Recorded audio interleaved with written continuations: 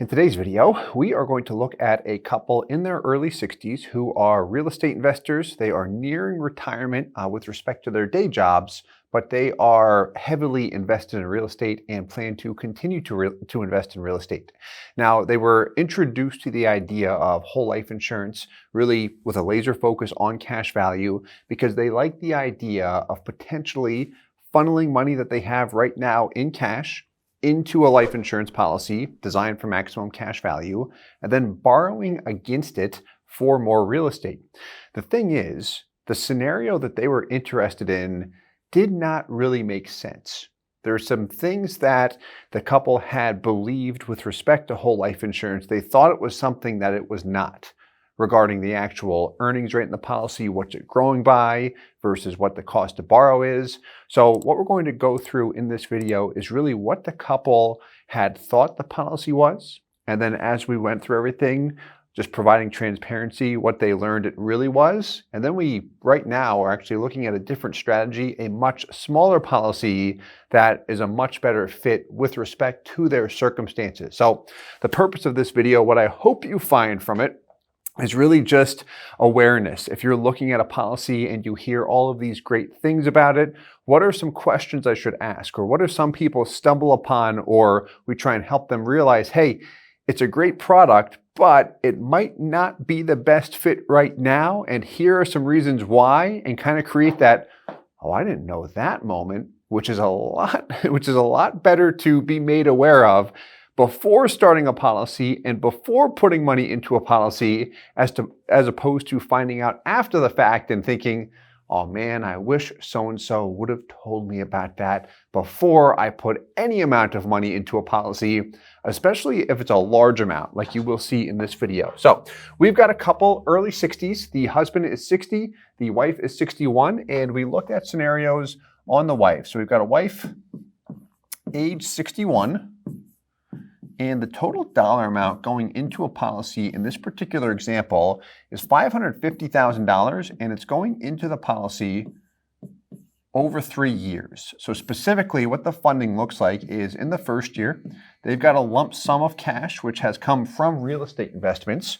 And what they want to do is this: year one, dump in $250,000 to really beef up the early cash value. And then the second through third year,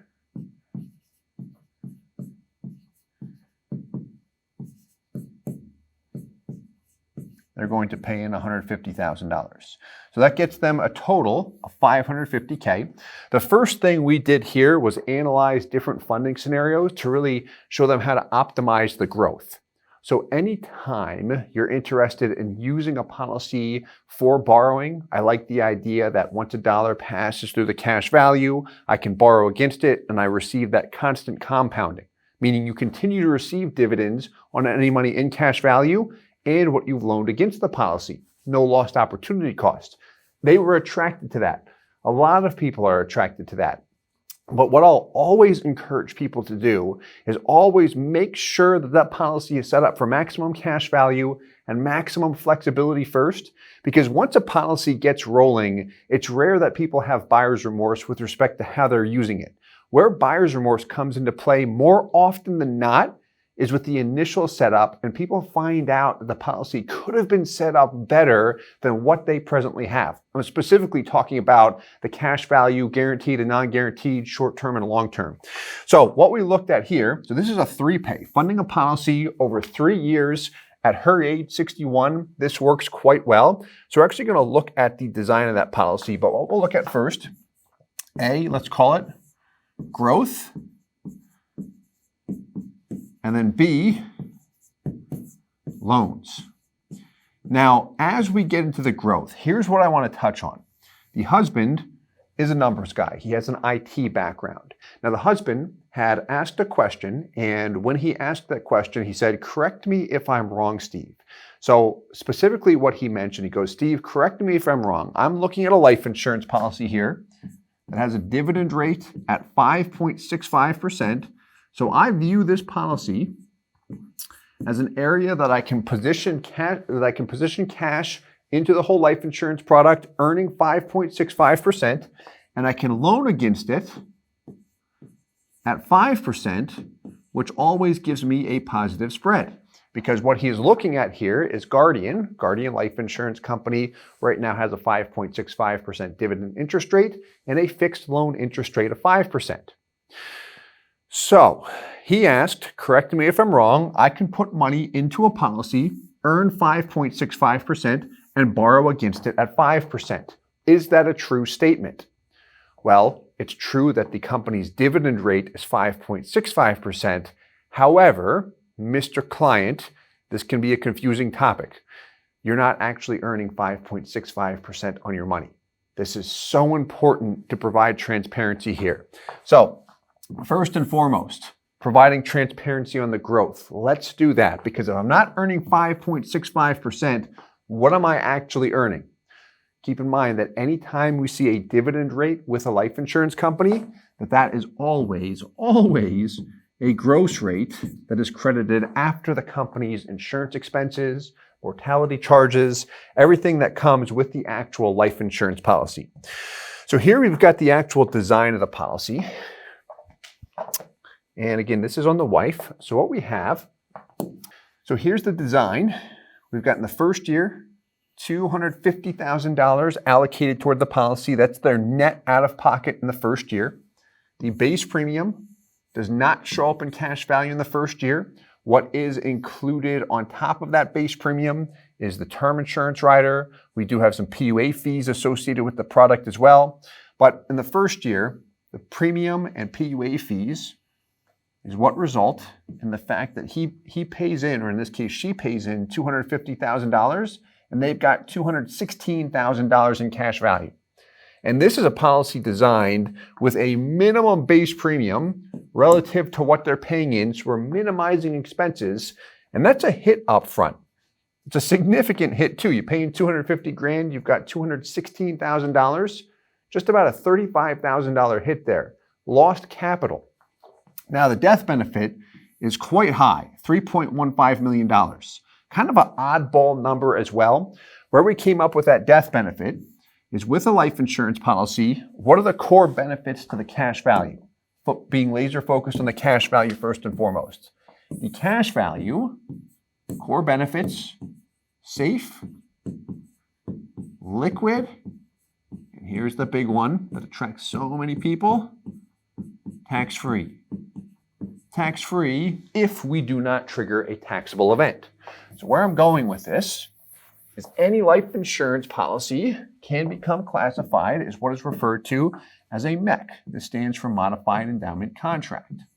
And if it does, the cash value still grows tax deferred, but anything you access, you do have to pay ordinary income tax on the gains. And if one's under the age of 59 and a half, you've got to pay a 10% penalty tax as well. They don't have to worry about the age 59 and a half, but a MEC results in taxation on the cash value when they access it. It ruins everything. We don't want that to occur. So where I'm going with this, like what does that have to do with the $3.15 million death benefit, is if you're new to this, when we design a policy, every policy has what is referred to as a MEC limit, which is exactly what it sounds like. It's a limit that determines the maximum dollar amount you can pay into a policy per year and still have the IRS view your life insurance policy as life insurance. Therefore, you have the ability to access the cash value tax-free and not this MEC. So this death benefit, $3.15 million, gives him or gives her a MEC limit of, guess what? $250,000. That means she can pay up to $250,000 per year. So $250,000 goes in the first year. We've got the minimum death benefit, minimized base premium here, juicing it for cash value.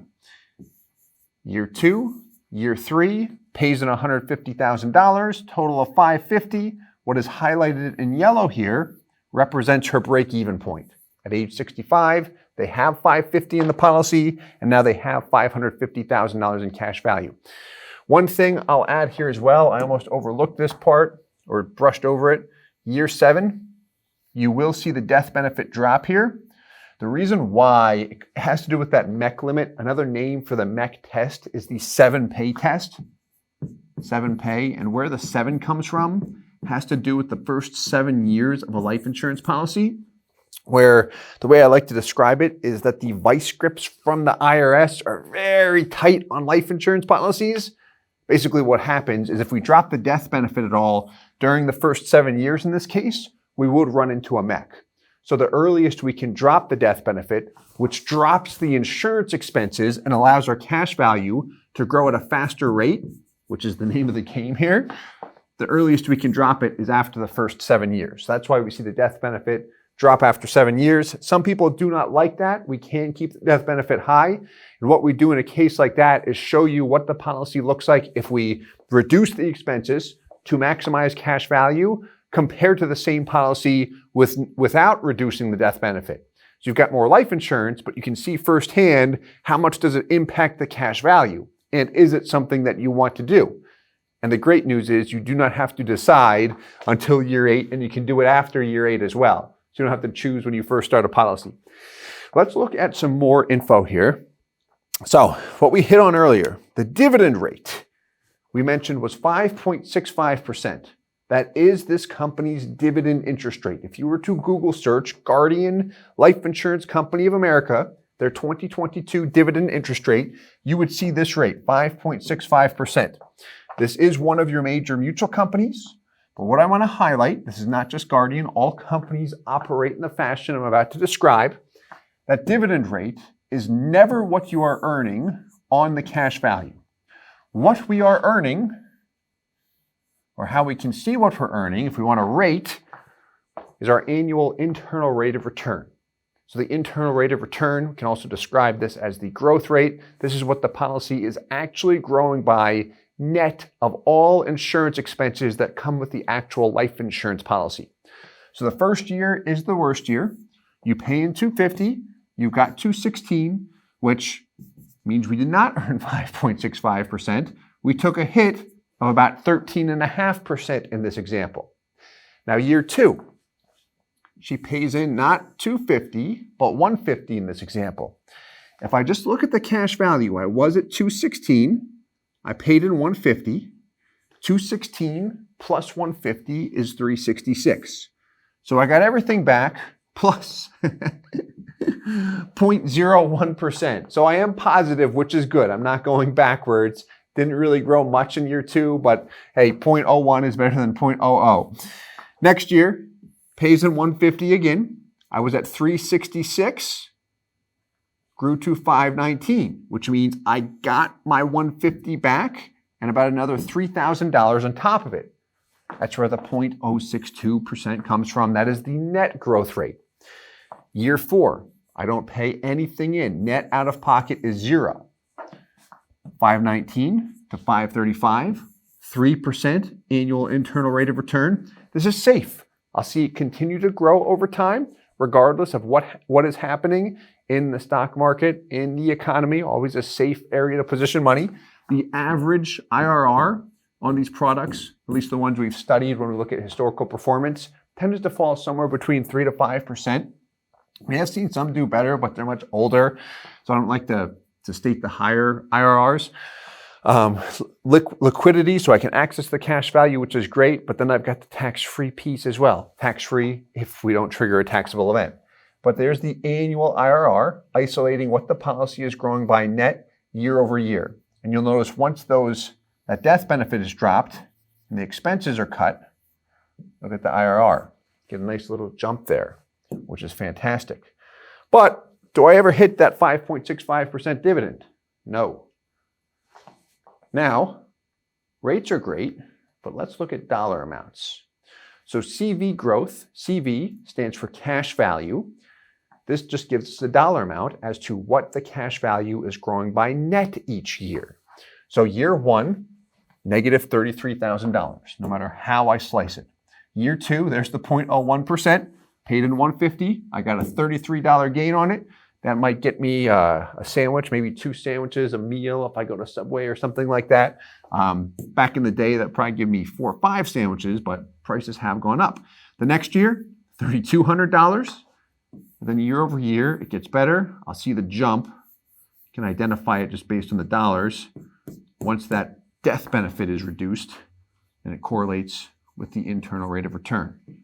But there we go. And this is the net growth each year. We always like to look at the net growth, meaning what am I actually receiving from the insurance company in gains? I don't like to account for our own payment as well, or I don't like to include that in the growth. Sometimes we hear you're at 216, you paid in 150, your cash value grew from 216 to 366. Yeah, but if I paid $150,000 in, that means my actual gains here are $33 in this particular case. And it does get better and better as the years pass. And then one last thing we've got here is a total gain.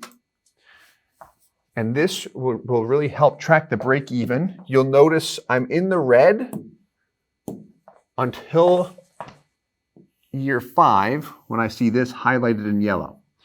What's highlighted in yellow? I see my total payments, $550,000. I'm at $550. Look at the far right. When I've got less than $550 in cash value, this is how much less I have. By year 5, I've got $550, $435. Therefore, I've got a total gain of $435. The year prior, I've got $535 in cash value. That's why I see this negative $14,627. I want to add another point here. With a whole life insurance product, whatever the cash value is, that is your cash surrender value. If you cashed the policy out, that is what you would receive. Now this is, well, I should say at the end of each year. There's no surrender fees or anything like that. But when dividends are applied, they're typically applied in a lump sum at the end of each policy year. So the beginning of each year, I might see values less than this. But let's assume this policy is not a MEC. We talked about the core benefits of the cash value safe, liquid, tax-free if I don't trigger a taxable event. One example of a taxable event is a modified endowment contract, a MEC. Another example is if I cash the policy out with a gain, or if it lapses with the gain. It would only lapse with a gain if I have a large loan outstanding. That's one example. That doesn't happen a whole lot with whole life, but let's assume we cashed it out at age 70 here. She just said, I'm done with this thing. It's not what I thought. I paid in $550,000. I've got $663. Death benefits over $1 million. What's her gain though? Paid in a total of $550, has $663. There's my cash value, $113 and change. I cash it out, what happens? The gains are taxable as ordinary income, which hurts. But I want awareness on that beforehand, just because life insurance is more often than not marketed tax-free, tax-free, tax-free. That's why I always like to say tax-free if we don't trigger a taxable event, which is easy to do, but if I don't have that awareness up front or my agent is not aware of it, that's where an issue can come up potentially. So we've got the growth. So that's what we always like to look at first. Now let's look at the loan model, because his question again was what? I can put money here, earn 5.65%, and borrow against it at 5. I've got a positive spread. This is exactly what I want to do. However, if this is you and you find out that you're not even earning 5% and your cost to borrow is 5%, do you still want to do it? Maybe. A lot of people we work with still view this as a great safe area to position money, almost an alternative to a bank account. But at the same time, if transparency is not provided on the numbers, that's where issues will pop up. So what we've got here, on the left, we've got the same growth illustration. So 250 in year 1, then 150 years 2 and 3. There's your break-even point. Year 5, everything's the same here. We've got the annual IRR and the cash value growth each year. Then we've got cash value collateral loans. This is leveraging the loan with a third party. Can use this model to kind of demonstrate what we'd see from a direct policy loan as well. Interest rate, 5%. And we can adjust this on the spreadsheet. First, what I want to hit on is this guy, LTV at 95%. This represents the fact that whatever you have in cash value, I can access approximately 95%. Think of our cash value as our line of credit, and we've got access to 95% of it. That's usually what you'll see With direct policy loans, some insurance companies let you go up to 98 to 100%, but 95%, a lot of carriers are at that range. And if you are utilizing a line of credit with a bank, a cash value collateral loan, a lot of times it is 95%. So 95%, I see available equity in the first year is that same 95%, 205, 506. Why they're the same is because we have not taken any loans. So for example, if I plug in a $10,000 loan in the first year, watch what happens to my available equity. The 95% LTV stays the same. But if I take that $10,000 loan, now my available equity has dropped. So LTV, this will always pull directly from the cash value. We take the illustrations, plug them right in here. If it's an active policy, we're updating it each year with a live illustration. We've got the LTV and then the available equity here. Collateral loan. What he wanted to do is take out a $200,000 loan within the first policy year, which if you do that, kind of shooting yourself in the foot, isolating that year. Now, long term, right? Once a dollar passes through the cash value of a policy, you get the constant compounding. Yes, I will recapture it over time, but at the same time, how long does it take to recapture it? And does it make sense? Because looking at this, look at this. If I don't even take out a loan, I pay in $250 grand. I've got $216 in cash value, so I take a $33,000 hit. Here, we pulled a $200,000 loan, used it for real estate, loan balance, 200 grand, 5%. What's 5% of 200,000? Here's the interest that came due. Here's the interest payment. And purple is what you're actually paying, $10,000. This is the annual interest you're paying. And then over here, we'll tally the total interest payments. But first year, you paid in $10,000. Plus you took a $33,000 hit. So can you take loans in the first year? Yes. Does it sometimes make sense? Maybe I'm consolidating high interest debt. Maybe I see an opportunity. I didn't plan on taking a loan in the first year. The opportunity is there. I do take it. But my point is, like this kind of stuff, we don't want to just brush over it. People we work with do often take loans in the first year, but we want to make sure that they're aware of this. It's so important to do that. So let's look at a loan a little bit later. Let's look at it year 4. You know what? Yeah, year 4, because we can play around with different numbers here. If I just take out a $200,000 loan, a couple things I want to hit on here. We won't look at repayments yet. $200,000 loan is taken. 5%. That's the cost to borrow. What are you actually earning in year 4? 3.04%. That's the annual internal rate of return in this example, the net growth rate. So I'm earning 3.04. Cost to borrow is 5%. Does it make sense? A lot of times people look at that and say, wait a minute, I thought I was earning 5.65. Now, here's another point to hit on. Cash value growth. Here's sometimes what we hear. Well, you're earning 3.04%. Focus on the volume of money and don't look at the rate. If you want to look at the rate, it's your money going into the policy. Look at the rate, look at the dollar amount. We'll help to make that as transparent as possible. And the reason why I like when people do that for me, because I often overlook it. Like, don't assume I'm just going to figure it out on my own. So the first year, or year 4, the net cash value growth, $15,814, because I'm earning that 3.04% on the 535. Versus here, I took out a $200,000 loan, so I did not pull all of my equity. $10,000 cost to borrow. So because I've only loaned $200,000, $10,000 is what I paid, while I earned $15,814.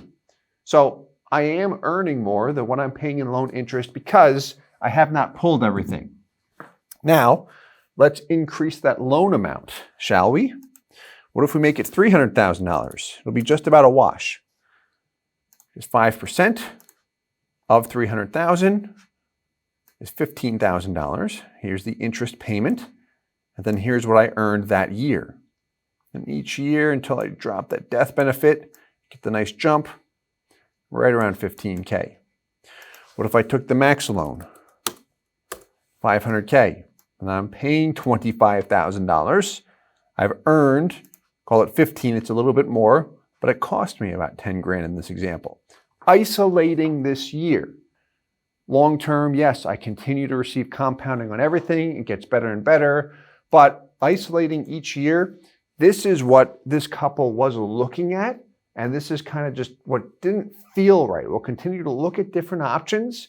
Might not be a fit, might be a fit, but the point is, if I can see the numbers, plain black and white, and make a decision for myself based on what I'm comfortable with, this is often what people appreciate when we look at different ways to utilize a policy. So let's get creative here, or let's look at a loan model. Let's keep the loan. Let's say we take the max this year, policy year 4. $25,000 in interest comes due. We pay it. Let's assume the next year, in addition to the interest payments, we begin chipping away at the balance. Let's pay it at 65 here. Let's do for 10 years. 500. 50 grand per year.